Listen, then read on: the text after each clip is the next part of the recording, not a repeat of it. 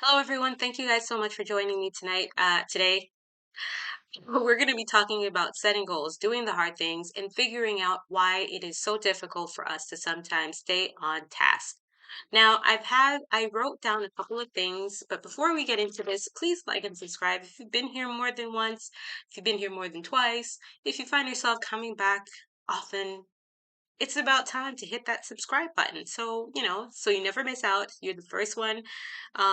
You get notifications as soon as they happen, and every time when I upload videos. I think this point, oops, sorry. At this point, I upload videos practically every day. So, yeah, you want to make sure that you get hold of those videos as they come out. Don't miss out. So let's get into this topic of setting goals and doing the hard thing. Why is it so hard to do the hard thing? Well, from a neurological perspective, and I'm just going to go into the history and introduce this topic from that perspective first. So please bear with me. Don't switch off, please. This is very important information, and I'll try to make it fun. So there are think of your habits as roots, right? They're embedded ways of being in our psyche, our subconscious brain, that tells us how we are to be. And those things are automated.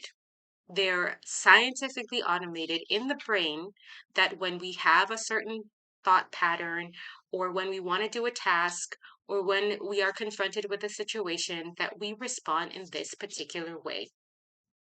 And some of these habit patterns, roots, are so deeply embedded in who we are as a person is that we tend to tell ourselves and believe that we are this way and it cannot be changed. And in many cases, it is very, very difficult to do that and sometimes impossible to do that. And I'm going to talk a little bit as to why that is.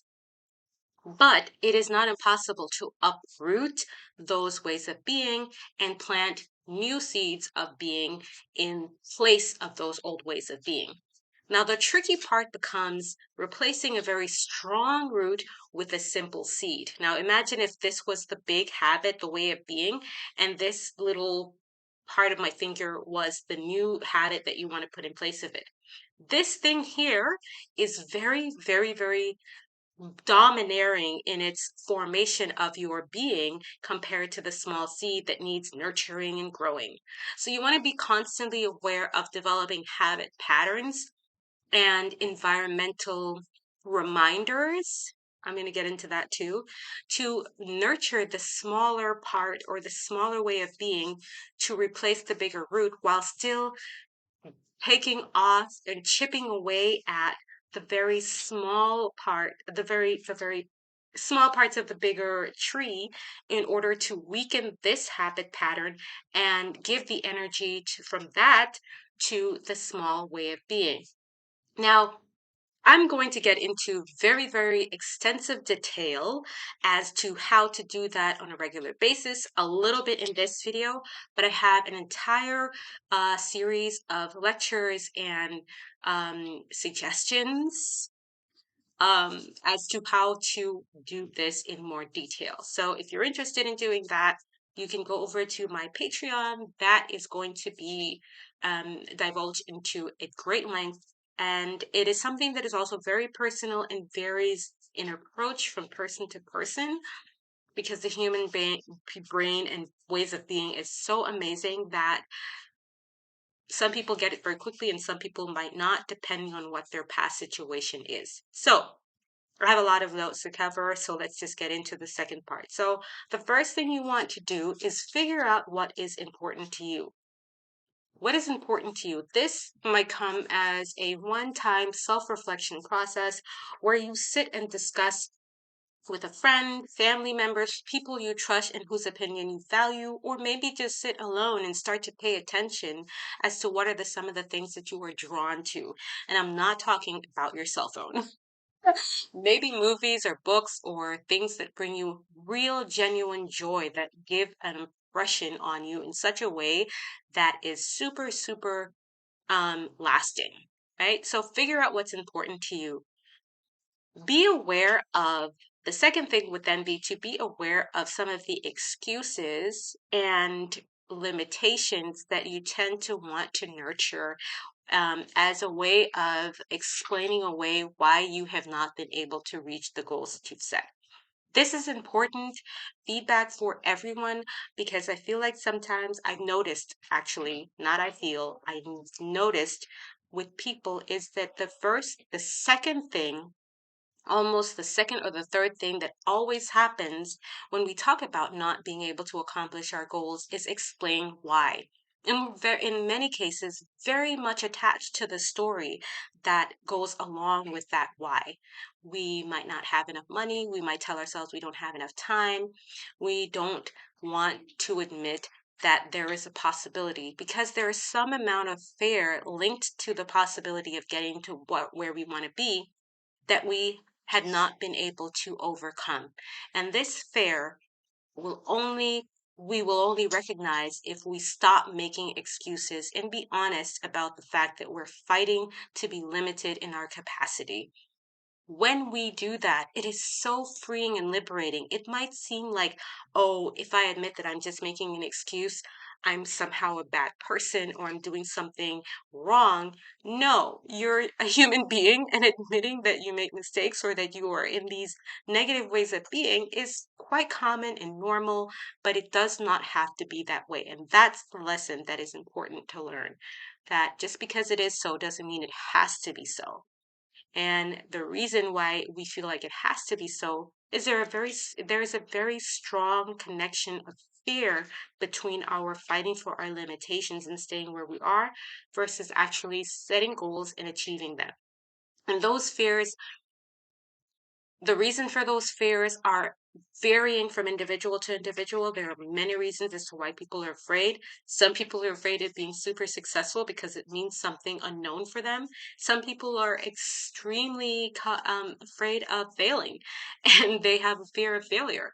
So fear of failure, fear of success, fear of looking ridiculous are some of the two reasons why we don't actually want to do the hard thing.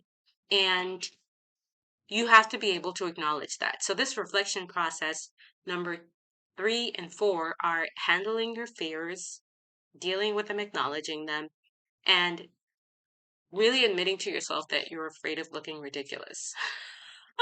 There have been many projects. I've just did a little cleanup on my YouTube channel and Facebook, and some of the things that I have posted about what I wanted to do, where I wanted to go, have not happened. And I had to really think to myself in the moment, oh man, that was kind of embarrassing. That was absolutely embarrassing. But you know what? I have accomplished a lot of the things that I set out to accomplish. Being able to write those things down so that they can encourage me is one of the next things that you have to do. When you accomplish a goal and you are successful in that goal, you want to write that win down. That is number 5 on my list. Write things down, the things that you've accomplished and the things that you want to accomplish, because that will be your own personal measuring stick that you are able to, that you have some capacity and ability. And you want to celebrate that in every single way, shape, and form, because it will encourage you to continue to do those things in the future. Now, I personally have a life book. Some people do a vision board. For me, a life book has been way more effective because there's always so much going on when you have family and a business and children to raise. So Lifebook has really helped me to stay on task. I will leave a link in the description to a video from, I think it's Bill Butcher, who has a formula that you guys can go download, buy. Um, I adopted some of the principles, but my Lifebook, um, I will be doing a video on that later, so you guys can check that out. I'll leave a link in the description later on. But this is a physical, this acts as partially an accountability, tangible thing that you can have to look back on, to see, to track, to measure your success, and to even look later on and say, you know, maybe I don't actually want those things anymore. To look and see how you have evolved in the things that are important to you, back to number 1, or in the things that are no longer important to you, or maybe your interests have changed. And a life book or vision board can help you to stay on task while also you acting as a physical thing that you can look back on and figure out if it's still in alignment with who you are as you grow as a person. So check into that. That is something super, super important. But it shouldn't be something that creates anxiety.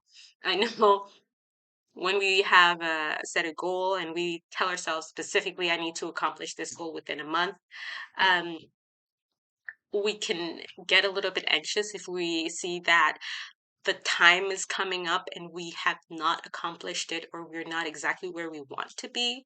That shouldn't cause anxiety. And if it does, you might want to change your approach and look into possibly extending your deadlines or timelines in a way that is better suited to you. This is not necessarily to say be more realistic, but to pay more attention to your capacity and ability based on some of the things that you are experiencing as a person. The way to do that, to not get anxious because maybe somebody has something that you want and they were able to do it in a way that you weren't, is to run your own race. Do not get anxious because you can't do it the way other people do. Pay attention to how you work and acknowledge that maybe what works for them doesn't necessarily work for you.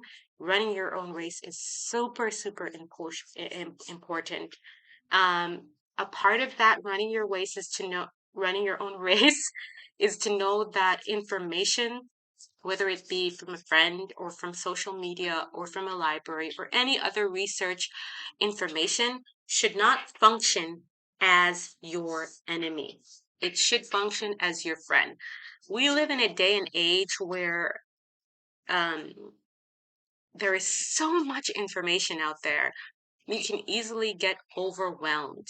And if you feel yourself getting overwhelmed because you are getting anxious because that you're researching this thing and there's so much negative um, feedback and negative information about whatever it is you said that you want to accomplish, and it's creating a lot of fear and anxiety around it, it might be time to acknowledge that this information is not your friend, it is an enemy. And sometimes it's for our benefit, but a lot of the times it's to our disadvantage. And when you know it's to your disadvantage, it's because it makes you feel bad. It makes you feel a sense of longing and disappointment that, oh, I would really want to do such and such, but so and so said that, or I read somewhere that, and that's not actually information. Um, those are just opinions. And this is a very controversial part because I know, like, for example, during the very interesting time that we were experiencing worldwide, where people were not able to travel or move around as they had wanted to without certain requirements, it led us to feel like it was not possible at all. I really wanted to travel and I really needed to for a very, very specific reason. And I remember the moment where I made the decision that I was going to do it no matter what. Now, people might feel like that was extremely irresponsible. People might feel like I made the wrong decision, but let me tell you what ended up happening without getting to any of the political or controversial details. I got the requirements that were, it was not easy to get these requirements, but I found out the requirements that I needed to travel, looked at the options that I needed for said travel, went with the option that best suited me, and also not tried, but looked at the unbiased reports, which a lot of people very much did not do. They just took everything at face value without really divulging further into, is this really real, or asking the right questions at the wrong time, which is not echo chambering, by the way, and really figuring out how things are. So once I did that, which, to be honest, it took a while. It wasn't an easy, straightforward process. I think for this particular reason, it took me a few months to gather all the necessary information before I was able to make a decision. And so after I did that, I was able to make an informed decision that I was going to go ahead and travel with my two children. We played it very safe. We played it very by the book, so to speak. And when we finally got to our destination, we realized on the other side that things were not as bad as we thought, as they were being presented in other areas. Now, I would not have known that if I did not take necessary action to inform myself, to be able to make an informed decision rather than listening to the opinions. And so fact versus opinion are are not always clear cut in their distinction as we think they are. And it is very important for us in setting our goals to be able to know how to discern those two. I hope this has been informative for you. I hope that this has enlightened you in some way. I try to keep it as general as possible because this can get very controversial for some people, especially when talking about my last topic. But I hope that this has shed a little bit more light so that you can be able to set your goals in the future at a better pace. Thank you guys so much for stopping by. If you like my content, please like and subscribe so that you don't miss out on my videos. See you in the next one. Stay safe and stay free.